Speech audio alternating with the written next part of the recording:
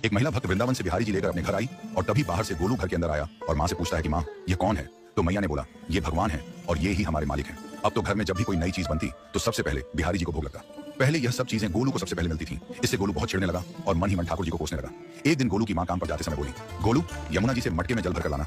जब गोलू पानी भरने के लिए जाने लगा तो जाते जाते बिहारी जी को कहने लगा, खाने के लिए तो सबसे पहले तैयार रहते हो लेकिन काम तो मुझे ही करना पड़ता है, अगर यहाँ रहना है तो काम करो। कहकर गोलू यमुना जी से जल भरने के लिए चल पड़ा। गोलू जब यमुना जी में जल भरने लगा तो उसने देखा कि यमुना जी के अंदर बिहारी जी विराजमान है और कह रहे हैं, ला गोलू घड़ा हम भर देते हैं। गोलू उनको देखकर हैरान हो गया और बोला, नहीं नहीं मैं अपने आप भर लूंगा। लेकिन ठाकुर जी ने उसके हाथ से घड़ा ले लिया और भरकर घर ले आए।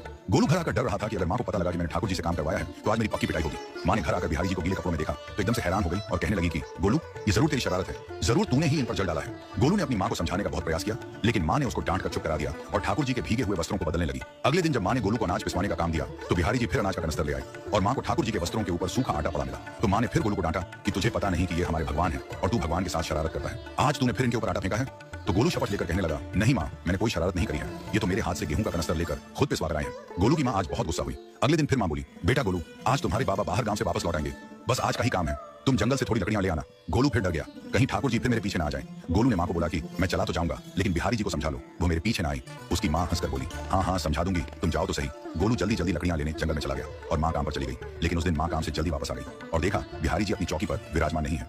वह तो एकदम से घबरा गई कि कहीं गोलू की शरारत तो नहीं। वह भागी भागी जंगल की तरफ गई। तभी उसने देखा कि गोलू के साथ एक इंसान लकड़ियों को लेकर घर आ रहा है। गोलू की माँ यह देखकर हैरान हो गई कि यह तो बिहारी जी हैं, ये क्या हमारे भगवान हमारा काम कर रहे हैं। इसका अर्थ गोलू ठीक कह रहा था।